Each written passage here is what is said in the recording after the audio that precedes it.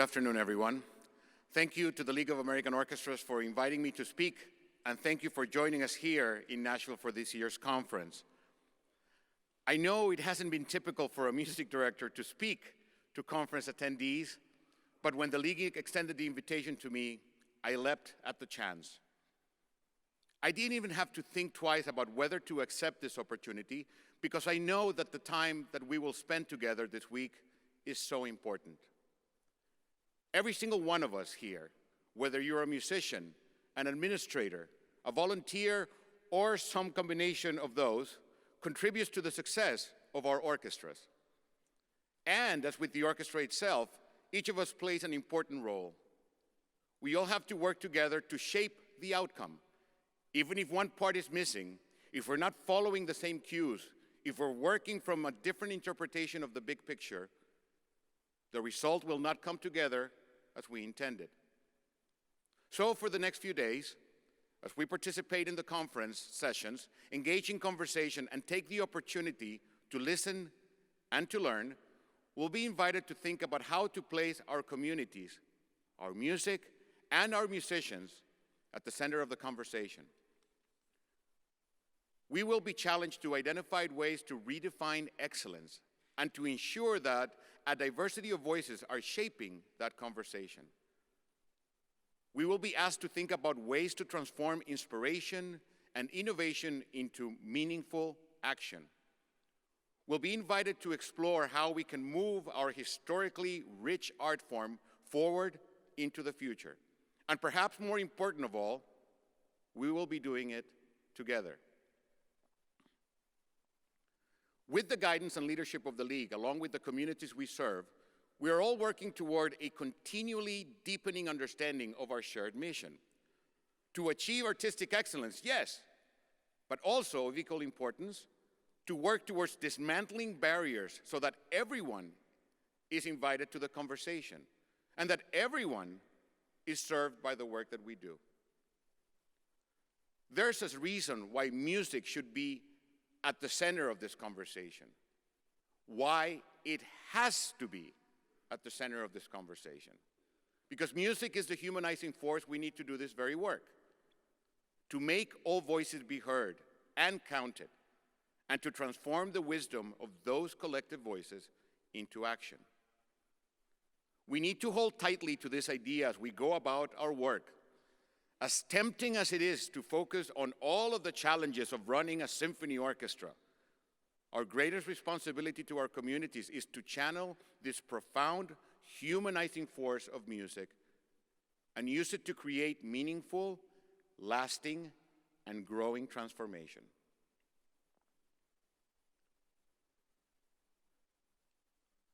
I cannot imagine life without music. I get the very same rewards from it today than I got when I started at age 11 as a new arrival in Costa Rica, fleeing the instability of my home country in Nicaragua. There was no reason for anybody to expect that I'd become a musician, much less the conductor of a Grammy Award-winning orchestra in the United States. I came from a completely non-musical family. Nobody in my immediate family even knew how to read music. My dad, he was into mariachi music. My mom, Julio Iglesias. Beethoven and Brahms were completely non-existent because we had no awareness of it, much less any access to it. There was no professional orchestra or a youth orchestra where I grew up in Nicaragua. And had civil war not broken out between the Sandinistas and the Somoza regime, I may never have begun my journey as a musician. I vividly remember that we were at an uncle's party in 1978. We lived in León, which was the second largest city in Nicaragua, about 2 hours drive from the capital, Managua. And for many years, there had been all these rumors that the war was coming and that Somoza's days were numbered. That afternoon, as it usually happened in parties in Nicaragua, the parents were drunk and having too much fun until we started hearing gunfire. It was the final coordinated attack by the Sandinistas. Over the next few months, the city was taken and retaken 3, maybe 4 times. There were bombings every day, helicopters, tanks shooting in front of our house. We'd be inside wondering how many people were being killed outside. My parents were not politically involved. Like many others, our family was simply caught in the middle of the conflict. I remember hiding under our bed and watching my mom pray the rosary every night. There were many kidnappings at the same time, and I always remember fearing that knock on the door in the middle of the night. Even as a child, I understood the seriousness of what was happening, and that memory will never leave me. But somehow, we survived. We were running out of food, so my dad would go out, put his life on the line. When the gunfire died down, we'd hear a rumor that some neighborhood, they were giving out milk or water, so he'd tie a white handkerchief on the car antenna and go out looking.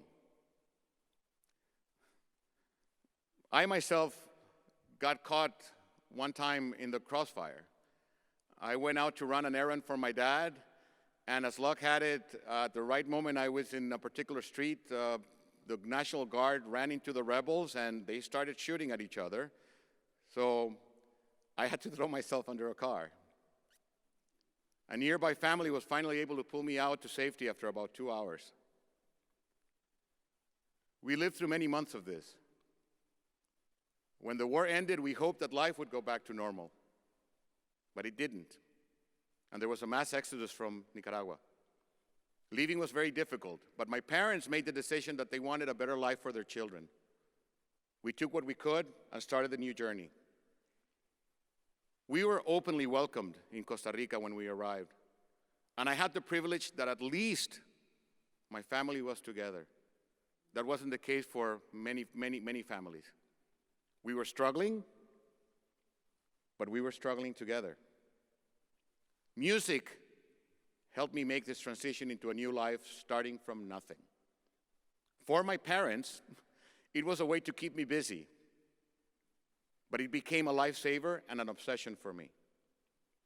It was as simple as my parents seeing an ad in the newspaper in Costa Rica for the youth orchestra, and they decided to go and sign me up. It was a free government program. I say that I had no musical background, but I did like to sing as a child. My uncles used to pay me for me to sing their favorite tunes. So I guess I've been making a living as a musician longer than I thought. There was some luck involved, though. When my parents went to sign me up for the youth orchestra, they had to show our papers. But when they presented the Nicaraguan passports, we learned that this program was only for Costa Rican citizens. One of the teachers who had done my aptitude test said, "This is unfair. This kid is right here and he deserves a chance." He vouched for me. They were willing to bend the rules because of this teacher's position. Without his intervention, I might not be standing in front of you right now. That first year, I learned to read music, and they made us go watch the rehearsals for both the professional orchestra and the youth orchestra. We didn't get to choose our instruments that first year. That came on the second year. But from the very beginning, it was so inspiring to see people my age so devoted to something. I still feel the same way when I work with young people. Give a kid an instrument, and that violin or that horn, that mallet gives them a voice. It gives them power. It gives them an identity that transcends the one that they were born into. Music quickly became the thing that brought happiness to me, whether that was through the music itself or the people I became associated with. The other kids were so passionate about what we were doing in Youth Symphony, and I became inspired by it. I became a part of it, and more importantly, it became a part of me. Because of my participation in youth orchestra, I never had to deal with any of the negative aspects of being a refugee from Nicaragua. When I joined the ensemble, I became a member of the club. A club whose only basis for membership was a love of music. Granted, there wasn't much else to do. There were only 2 channels on the TV. Early in our life in Costa Rica, the family was struggling financially, but as long as I got to play, I don't even remember it was not something we could not overcome. Even though we always had that hope of returning to our homeland, with every day that passed, it became less and less of a possibility. And at the same time, my participation in the youth orchestra helped me establish strong roots in my new country. Every day that I poured myself into music, that became my grounding force. It became the central part of my life. So I totally get this idea of music centricity. That notion is what defines me. It's what defines all of us who dedicate our lives to music, however we choose to do so. Music is central to who we are. And those bonds that I formed with my friends in youth orchestra, these are still the closest people in my life. You won't be surprised to learn that all of them became successful professional musicians. As a teenager in Costa Rica, I started to form an idea of the United States in my mind. This was the 1980s, and we were getting exposed to popular culture the same way that American kids were receiving it: cable TV. In Costa Rica, though, when basic cable arrived, it only had 9 channels, but we did have MTV and CNN. In youth orchestra, we had this one friend whose family had the full cable package, which included being able to listen to WFMT, Chicago's classical music station. So on the weekends after youth orchestra rehearsals, we would go to his house, and on the weekends sit around to hear live performances of the Chicago Symphony. But every now and then, we would also listen to concerts by the Cleveland Orchestra or the Boston Symphony. We knew who all these players were, the same way that most kids know the players from their baseball cards. Bud Herseth, John Mack, these were our heroes. When we heard them on the radio, it became a real source of inspiration for us. Getting to hear these orchestra musicians perform live on the radio each week was truly incredible. So imagine what it feels like for me now, getting to meet and even conduct some of the same legendary musicians who inspired me as a kid. Everything has come full circle, and I always share this story with them because you may not realize just how far your impact has gone. So remember, as we explore this concept of music centricity over the next few days, that music is not only a centering force, it also makes tremendous ripples that radiate outward in concentric circles. After getting to hear one of the great American orchestras on the radio every Friday or Saturday, when I had the opportunity to study music in the US on scholarship, of course, I took it. My first experience in America was as a freshman at Baylor University in Waco, Texas. I came over as a percussion major, following in the footsteps of other Costa Ricans before me. Baylor made a huge investment in us and took an amazing leap of faith. There were teachers and faculty members who put their hands in the fire for us because they saw possibilities in these young musicians from Latin America. But while they may have seen possibilities in me, I had no clue what I was looking at when I showed up on my first day. I had seen the music videos on MTV, and I had even seen the Challenger explosion on CNN. But honestly, going from San Jose, Costa Rica to Waco, Texas was like going from Earth to Pluto. My English was very, very limited. So most of my introduction to American college life was through marching band. Remember, I had just arrived from Costa Rica. I had never been in a football field before. So when they instructed the drum line to go to the 20-yard line,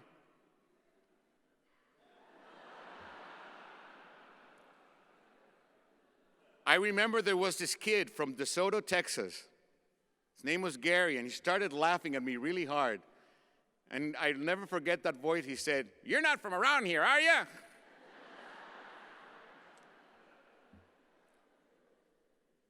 I promise you, for those first couple of weeks, I kept running into the tubas and the piccolos. But I eventually figured it out, and I even became a football fan. I also figured out very quickly that Dallas and Houston were within driving distance. I had heard of those orchestras too. So whenever I could afford to, I would catch a ride to those cities and experience those concerts in person. Once again in my life, I found myself in unfamiliar territory, and music became my grounding force. Being surrounded by great musicians, my teachers, my peers, made me realize what was possible. It gave me an idea of what I could achieve through dedication, discipline, and hard work. Many of these same people are still colleagues and friends, and they continue to inspire me. But at that point, all I knew was that I wanted to make music. I didn't even know I wanted to be a conductor. Whether I was going to play or teach or listen, I was just happy being in the back of the band. Over time, as I've had the opportunity to thrive in my career as a conductor, I have come to understand what my greatest teachers and mentors actually instilled in me. Even though I have this privileged position in the front of the orchestra, my job is not simply to lead, but to inspire. And this extends to every aspect of my work as music director. Leadership does not mean telling people what to do. It means being able to express a vision and inviting everyone into a conversation about how, together, we can shape and enact that vision. It means learning from everyone around you and being willing to adapt and evolve for the sake of the greater good.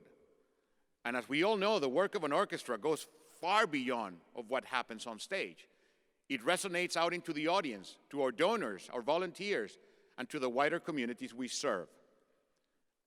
And it is resonating right now, in this room, in the music of the young students we just heard from the Nashville Symphony's Accelerando program.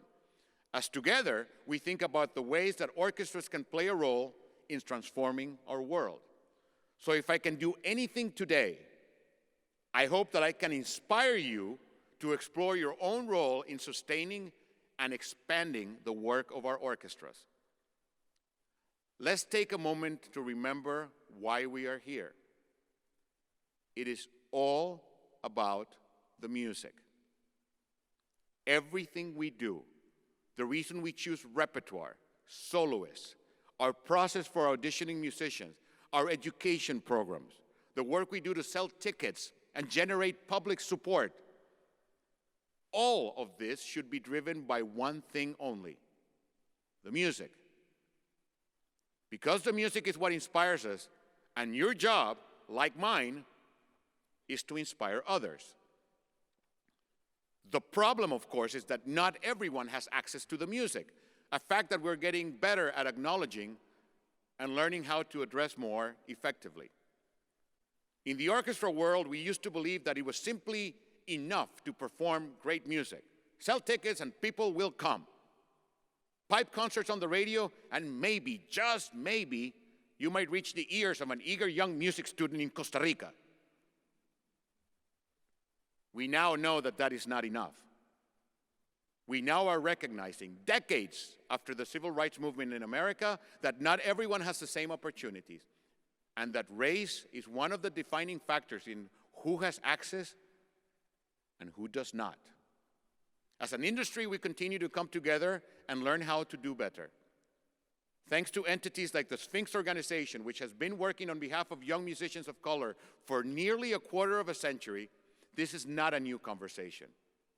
But they cannot create diverse, inclusive orchestras on their own. We all have to embrace and fulfill this work. Every day I am gratified to see that the conversation is growing. More people are listening and more people are responding, and signs of change are becoming more visible. You witnessed one of those on stage just a little while ago. But we still have to do better. And to do better, we have to do more.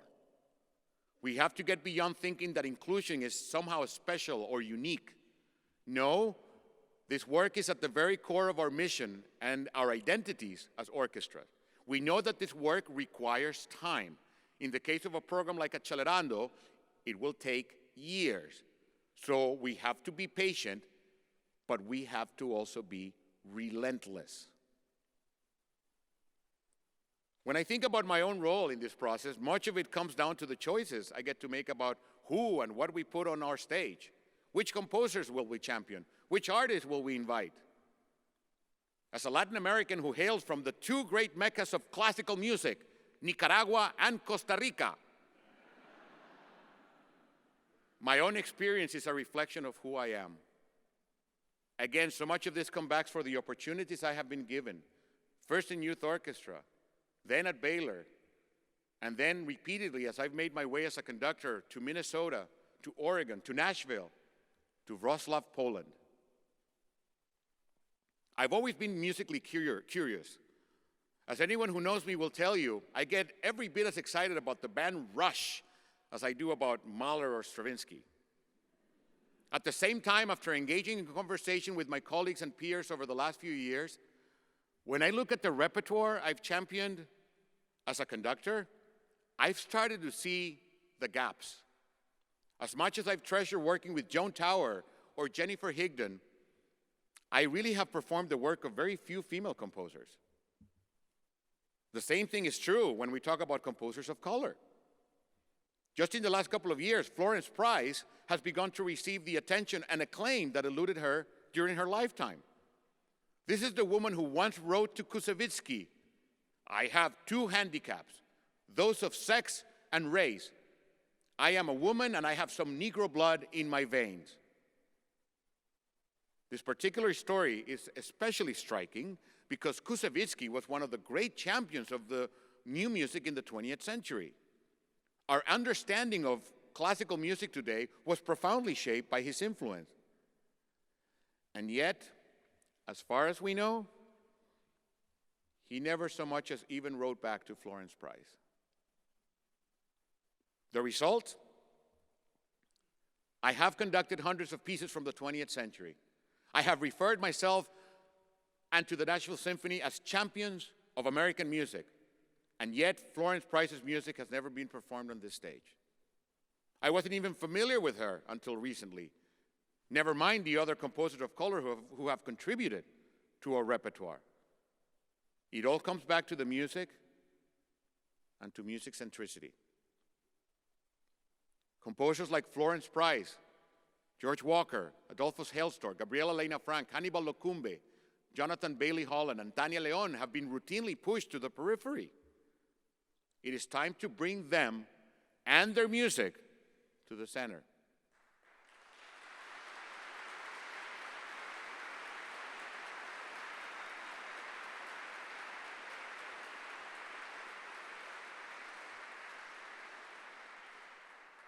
As music director, this is within my capacity.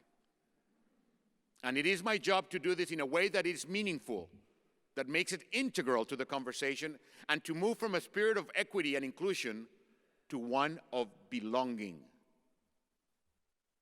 But I will be entirely honest with you. I need help. This is a completely new map for me, and I need to make sure I'm going in the right direction. Remember, none of us is doing this work alone. No matter where we are along the journey, we need to make the journey forward together. We cannot let tradition or fear of change hold us back. How many voices out there are going unheard right now? Who should be working harder to listen to? And what can they tell us about the world we live in?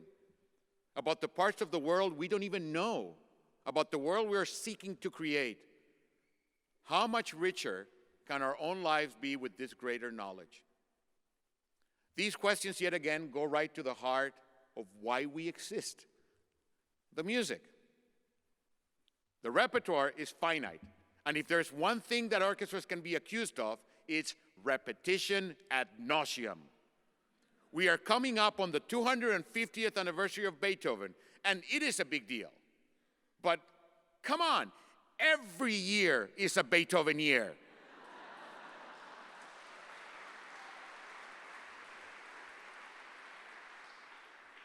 Does he really suffer from lack of programming? This guy? And you can say the same about Rachmaninoff and Tchaikovsky. So tell me, what is the difference between this big anniversary year and every other year?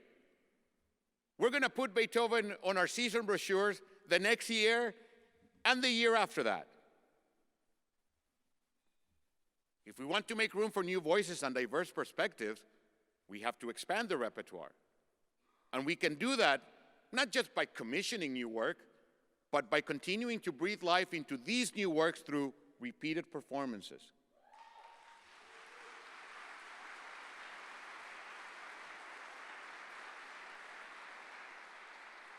Every orchestra, no matter the size or the budget, has a role to play. Every orchestra has the ability to share ideas and successes with their peers. That's why we're here together right now. And as I like to remind our own audience here in Nashville, all of this music was new at some point. During Beethoven's lifetime, you were lucky if you got to hear a symphony from him every 5 years. And not all of it was embraced immediately. But you know what? That didn't stop composers from writing new works, and it definitely didn't stop orchestras from performing them, because it was important. So as you confront the question of how to make your ticket sale and fundraising goals while also making room for new music, remember that this challenge has been going on since the beginning of our art form. Our institutions need to take up the mantle.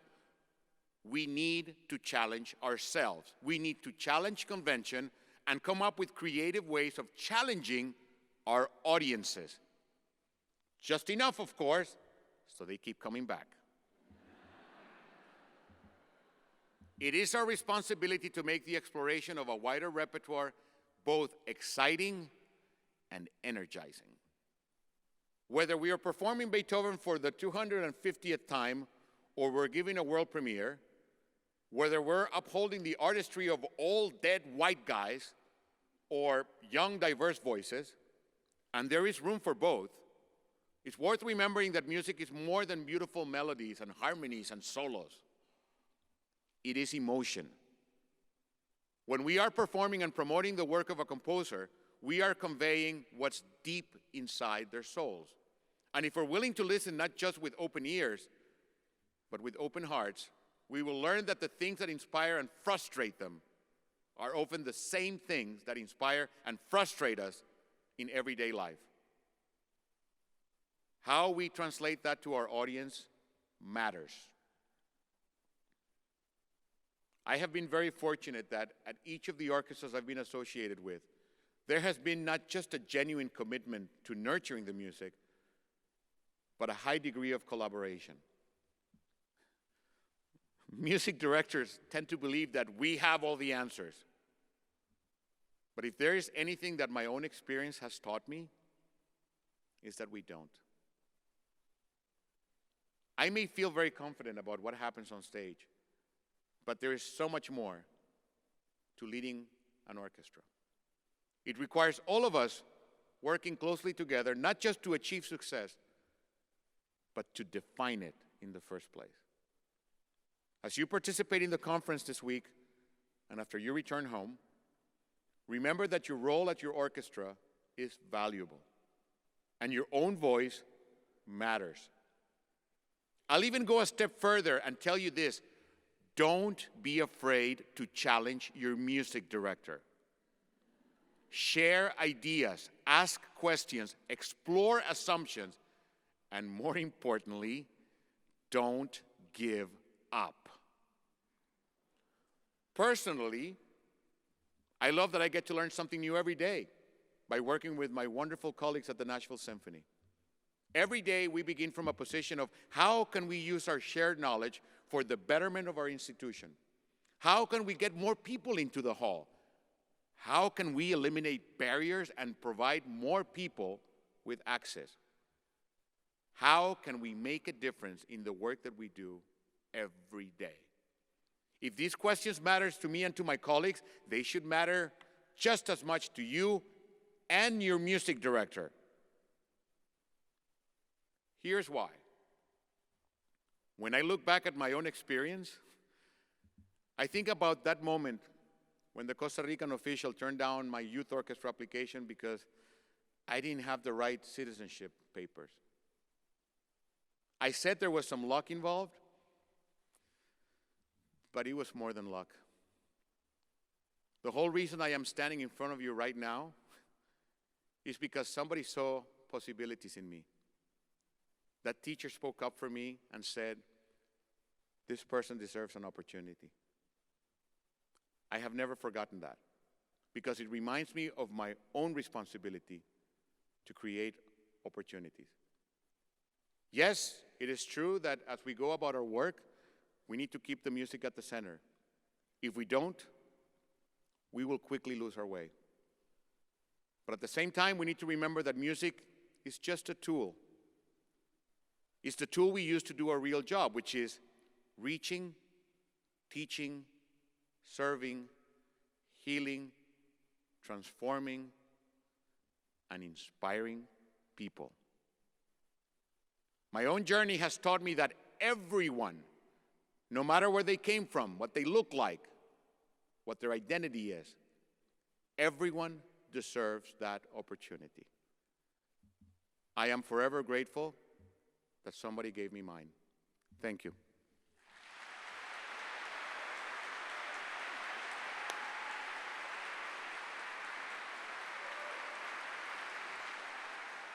I hope everyone took notes. It feels like we could just kind of write that down, come back to the concert tonight, have a party, and go home.